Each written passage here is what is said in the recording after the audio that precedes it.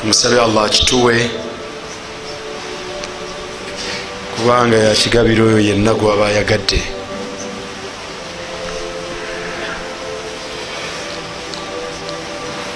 Atuwangalize ku busiraamu era kwaba atuttira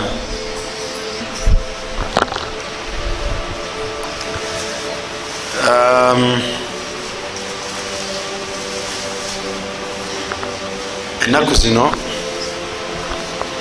waliwo ekyengera kyenkuba owekitiibwa Allah subhanahu wa ta'ala kyatugabira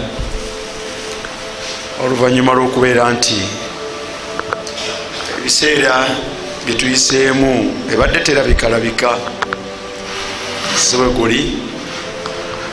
Enkuba eyo Allah gye yagamba nti wa fi samai rizqukum wama tu'adun, obugabirizi bwammwe, okuyimirirawo kwammwe, obulamu bwammwe omwana wattu buli mu ggulu. Lwaki obugabirizi bwaffe buli eyo? Enkuba eyo gye mulaba yevaamu ku ekyokulya kyaffe. Enkuba eyo gye mulaba yevaamu akatogo ketutumya, kikomando mwe kiva, ndeetera akawunga nga kuliko n'omuwogo, byonna bivaawa? Byonna bivaawa waggulu awo, naye biba bivudde mu nkuba. Allah bwe yali annyonnyola ensonga eyo yagamba falyanzur linsan ila taamihi, omuntu bulijjo atunulirenga nnyo emmere eno gyekola etya, gyalya, evaawa. Kalumonde kano kotumya, teako akatooke, kaceere, akayuuni, bivaawa? falyanzur linsan ila taamihi, banga lyonna omuntu kigwanidde okutunuulira ku mmere gyolya, evaawa okutuuka okubeera nti ogiraba ku sowaani.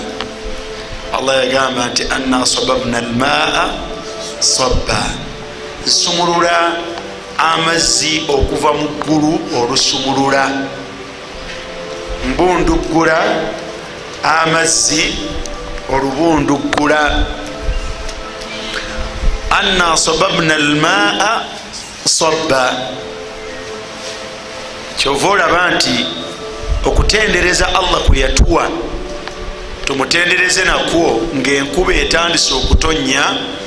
Bw'olabanga enkuba etandise okutonnya totunulanga butunuzi nga balala batamanyi, wabula ogambanga ti Allahumma sayyiban nafi'an. Anna sababna almaa sabba, Allahumma sayyiban nafi'a. Otegedde muganda wange? Anna sababna almaa sabba, dhikiri negamba etya? Allahumma sayyiban nafi'a, ay Allah gitusumululire ogitubundugguleko, naye nga sayyiban nafi'a, naye nga yamuki, ya mugaso. Waliyo enkuba nga si yamuki, nga si ya mugaso. Mu kifo ky'okubeera ekyengera,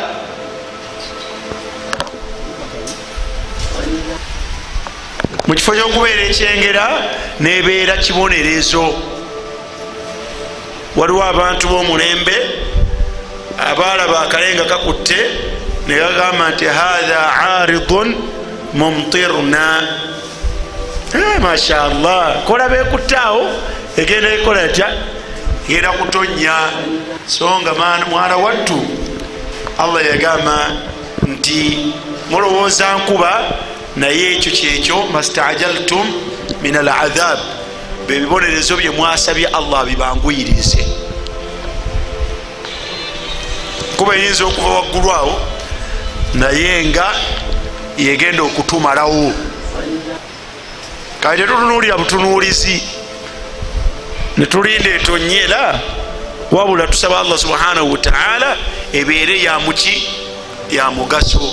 Enkuba etonya nereka abantu nga tebalina webayigeka luba. Enkuba etonya Allah subhanahu wa ta'ala nagisumulula nga temugenda kuddayo kulaba ku papaali.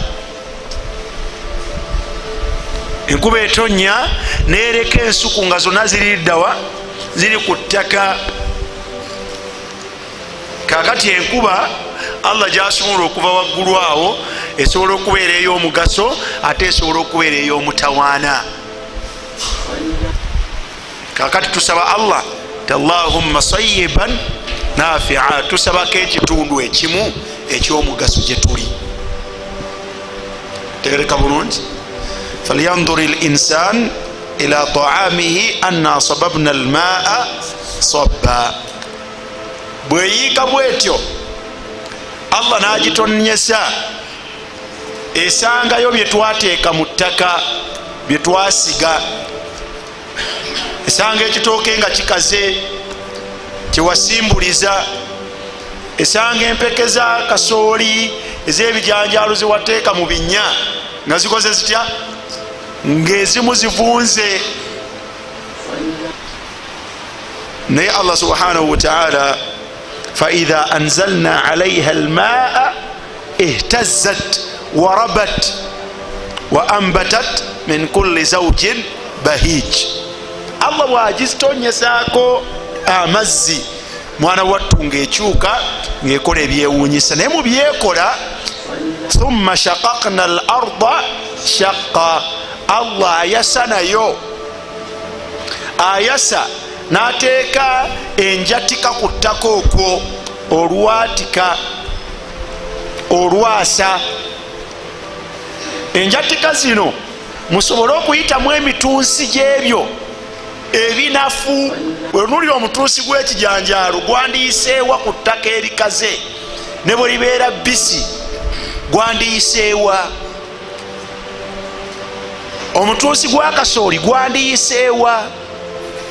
Tebirina we bisobola kuyita, naye Allah subhanahu wa ta'ala yakikola. thumma shaqaqna al-arda shaqqa, n'ayasayasa ensi eno nemeza ebimera ebigenda okutugasa. Omuyembe gwolabanga muti munene yali nsigo ng'eri wansi wa ttaka, nemera n'amazzi g'eggulu. Allah subhanahu wa ta'ala akamera ako najja akayisa awo wayasizza mu ttaka. Olwaleero gwolaba muti muki, muti munene. Teeka bulungi. So nga ate ne kalandaluga ateeka kumera, ne kamunya ateekwa kumera, kubanga n'ennyama tugyetaaga. Oweekitiibwa Allah subhanahu wa ta'ala yeewuunyisa. Ameza ebyaffe gye tugenda okubeera nga tuganyulwamu ng'abantu, n'ameza n'ebitonde ebirala bye bigenda okugasibwamu, ate oluvannyuma ffe twegase nabyo. Gwe kalandalugo tomulabako mugaso, naye ate kututwala ente n'embuzi ne tusiba ne zikola zitya, ne zirya, ate enkera ne tusala ente. Enkya ne tukama ne tunywa amaki, amata. Naye kukuwanira byenga omuddo ogutalina nsonga. thumma shaqaqna al-arda shaqqa faambatna fiha habba. Bwe mala okugyasa olwo nensooka mmeza. Allah yennyini yameza habba, ebintu bye mwateeka wansi waayo nga byampeke. Mu byempeke mwe muli kasooli, mu byempeke mwe muli ki, ebijanjalo mu byempeke ebinyebwa mwe biri mu byempeke habba wa inaba abamu mulya bu grapes bwe bayita inab tekagulwako olwaleero okasanga mu supermarket babuteeka mu bunanka ne butangaala okagulirangako mukyala wo n'omutwalirako faluuku tegerekeka bade bataddemu bateekamu bwammwe kaguleekako olwolumu abasi butandikira ku ttaano n'omutwalo kagule naye akwewunyaku nogati mulushidi kanaani akamugambye kalowozeza nenkaleeta kagule okatwala akola atya akalyeko naye bakyala baffe obwo nabo ne bawulira buwulizi nti waliyo ne bwe bayita inabu so nga mu supermarket wemugula emigaati bukola ki webuli allah yabutondera ffe tubukole tutya tubulyeko wa inaba wa qadba wa zaituna zaitun gyemiti egya zaitun gyegivaamu gwolaba gwe bayita olive oil olive oil gwetusinga okumanya wano omukulangako omubaka sallallahu alaihi wasallam yaga nti kulu min hatha zait mulyengako ku butto oyo ava mu zaiti ki yaga nti fa innaha mazima butto oyo min shajaratin mubaraka ava mu muti gwaki gwa mukisa zaiti zaitun omubaka yagamba nti kulu min hatha zait waddahinu bihi mumulyengako n'okwesiga mukole mutya mwesiigeko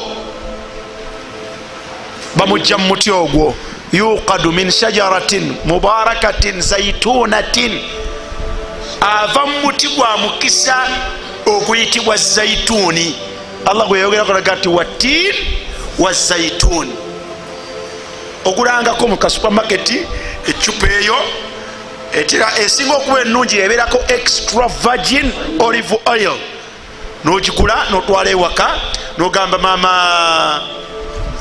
abdallah oba mama abdurrahman nakwatako nateekako mu bizigo by'abaana nebyammwe newesiiga emikisa abantu baginoonyeza mu bintu birala naye allah subhanahu wataala yabitweramu ebyo otegede muganda wange zaitunatin wa nakhla entende wazaituna wa nakhla wa hadaiqa n'ebintu bingi ebiri mu malamiro gammwe ebitooke lumonde muwogo allah bwamala obigabiira bwatyo n'amazzi ago gemulaba ne bikula enkeera ku makya nga bakungula nga bikuze nga bakuleetera ng'obeera wano kwalidina olwo ng'osaba eyabifumbye nogati njagala n'ebijanjalo ete ebijanjalo n'akawunga n'akaki n'akatooke naye byavudde awo waggulu byavuddewa byavudde awo waggulu enkuba eno gye mulaba etonya kyengera mu byengera bya allah subhanahu wataala mu binene byeriko yeyimiriddeko obugabirizi bwaffe n'okubeerawo kwaffe bweba etandise okutonya saba allah subhanahu wataala omugambe nti allahumma sayiban nafia ate bwemala okutonya era mutendereze allah ogambe nti mutirna bifadli llahi wa rahmatihi tugamba tutya mitirna bifadli llahi wa rahmatihi tunyweseddwa enkuba eno allah agitonyesezza gye tuli lwa bulungi bwa allah eri ebitonde byeffe laula fadlu llahi alaikum wa rahmatuhu senga si kusaasira kwa allah na bulungi bwe kuva gyali mwala wattu twandibadde nga embeera nzibu nnyo twandibuliddwa ekyokulya tegerekese kale mutirna bifadli llahi wa rahmatihi allah atunywesa lwa bulungi bwe nakusaasira kwe tugwana nnyo okugireeta olw'ensonga nti tuliwo laula albahaim lam yumtaru tuyinza okubanga tunywera naye okutonya ngaetonya lwa bulungi bwe nakusaasira ate bitonde bitali bantu kubanga tuli bayitirivu bwa bwononefu. Ebyonoono bisiba enkuba eyo Allah abisinzirako nasiba ki? Nasiba enkuba. Bwolabanga agitadde netonya agwana okubeera nti tumutendereza n'okumwebaza kuyo. mutirna bifadlillahi wa rahmatihi. Tegerekese bulungi ekyo kyengera kyetubadde twogerako ekyenkuba nga tutendereza Allah nga kitonya netugamba nti Allahumma sayyiban nafi'a, ate bwekya netugamba nti mutirna bifadlillahi wa rahmatihi. Enkuba etonya ku lwa buyinza bwa Allah na kusaasira kwa Allah. Teri yasobola giziyiza, teri yasobola kukola kutya. Abantu balekerawo okwemoola ababeera ku nnyimba zaabwe n'embaga zaabwe, abeera ku nnyimba zaabwe n'embaga zaabwe n'emikolo gyabwe. Bwosobola okuwuliraga nti tugeme enkuba, bagigema naki? Baleeta omujjwa ne bamukwasa ekinu, nadda mu lujja wakati n'atandika okusekula mu kinu ekitaliimu kantu. Akola ki? Agema nkuba. Enkuba tetonya lwabutatonya lwabutasekula mu kinu. Aye teyisobola kubeera nga erekayo okutonya olwokuba waliyo omuntu eyasekudde mu kinu, mbu omujjwa yasekudde mu kinu. Teyina kakwate enkuba wakati wa kinu nayo. Ekinu muti gwa Allah. Obadde okimanyi nti ekinu muti gwa Allah? Muti gwa Allah gwe baatema ne bagukaza ne basooka baguwoolamu ekinu kyennyini ne bajjamu n'omusekuzo gwakwo. Kati tebiina kakwate namazzi ago. Tegerekese bulungi. Abalala ab'embaga era nabo balekeraawo okukola obushiriku okugatta ku Allah okwekuusa ku mbaga. Agenda okufumbirwa bamugamba ku makya bw'alaba ng'embeera si nnungi, ku makya n'akwata akaleega ke oba akawaleka ak'omunda n'akawuuba mama n'akakasuka waggulu ku bbaati. Ebyo byonna abamu temubimanyi. Teeka bulungi. Olwakola ki? Mwagema enkuba tetonya nemwononera omukolo gwe. Kati akawaleko oba akaleegako kalina ntiisa ti kalina kakwate ki n'enkuba.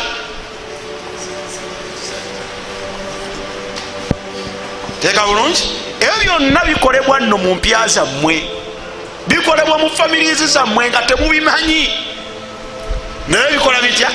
Gyebiri.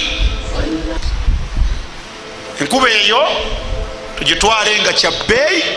Mwana wattu bweba teriiwo, obulamu bw'ebitonde okuva ku bantu okgenda ku bisolo n'ebinyonyi bubeera buki? Bubeera buzibu. Teriiyo kintu kyonna kisobola gisiba wadde okugitonyesa. Omubaka sallallahu alaihi wasallam yafiirwako omwana ayitibwa Ibrahim, mwana we mulenzi. Teeka bulungi. Bwafa enkuba enjuba nekola etya? Nebikkibwa, era abantu ne beerogoza. Naye omubaka sallallahu alaihi wasallam nabagamba nti inna shamsa wal qamar ayataini min ayati llah. Enjuba n'omwezi ebyo bye mulaba bubonero bubiri mu bubonero obulaga nti Allah akola atya? Gyali era yateekeddwa okusinzibwa. N'agamba nti la yankhasifani limauti ahadin, tebibikkibwa na kizikiza lwa kufa kwa kitonde wadde obulamu bwakyo. Kadhalika enkuba kyengera mu byengera bya Allah subhanahu wa ta'ala. Teriyo mbeera mu muntu kyasobola kukola nebeera nga yagitangidde okubeera nga etonya bw'abanga Allah subhanahu wa ta'ala yasazeewo ekola etya? Etonye. Tegerekese bulungi. enkuba esobola okutonya ate nebeera ya buzibu.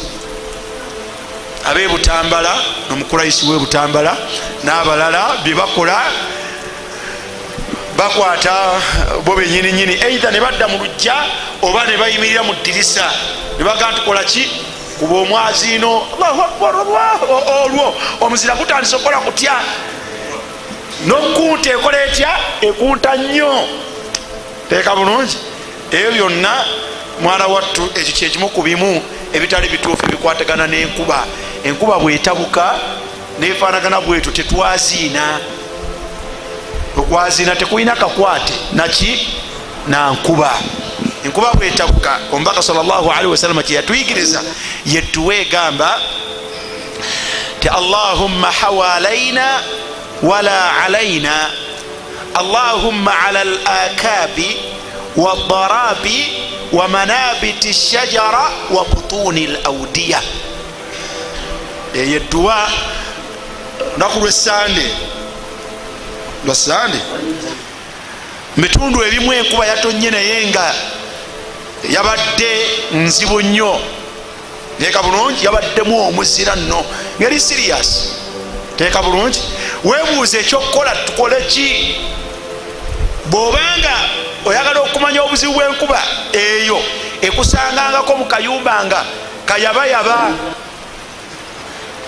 amabati ne gatandika okukola gatya lwotegeera nti saawa yonna tukole tutya tugenda tofulume genda bweru ate ne munda munju mwoli tolinaamu ki tolinaamu mirembe. Ekyokukola kiba kiki? Edduwa omubaka sallallahu alaihi wasallam gye yatuyigiriza si kwaziina yagamba nti tugambenga ti Allahumma hawalaina wala alaina. Aye Allah subhanahu wa ta'ala mwana wattu gye tukyusize ereme kubeera mbi gye tuli efaanagana bweti Allahumma ala al-akabi wad-darabi wa manabiti ash-shajara wa butuni al-awdiya.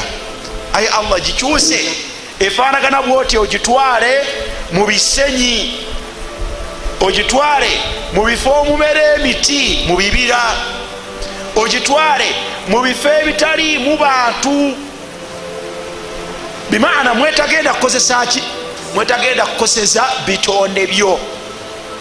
Allahumma hawalaina wala alaina Allahumma ala al-akabi wad-darabi wa manabiti ash-shajara wa butuni al-awdiya. Otegede muganda wange ebyo nno byebikwatagana n'enkuba ebitonotono. Kwekitibwa Allah subhanahu wa ta'ala tumusaba atuyigirize okumanya okugasa ate atugase nakwo.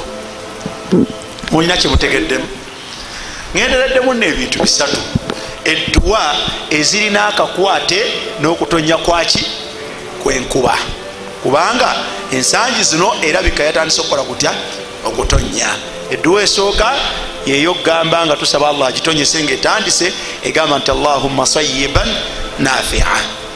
Bwemala okutonya olwokuba kyengera kya Allah subhanahu wa ta'ala netumutendereza Allah netugamba nti mutirna bifadlillahi wa rahmatihi. Tunyweseddwa olw'obulungi bwa Allah bwalina eri ebitonde bye n'okusaasira kwe. Kuba kutendereza kwa kika kinene kya waggulu nnyo. Ekyokusatu senga ebanga ekyusizza nebeera nga tefaanaganye bulungi ne tutya nti ejja kutukosa mwana wattu tugamba ti Allahumma hawalaina wala alaina Allahumma ala al-akabi wad-darabi wa manabiti ash-shajara wa butuni al-awdiya. Tegerekese bulungi wallahu a'lam.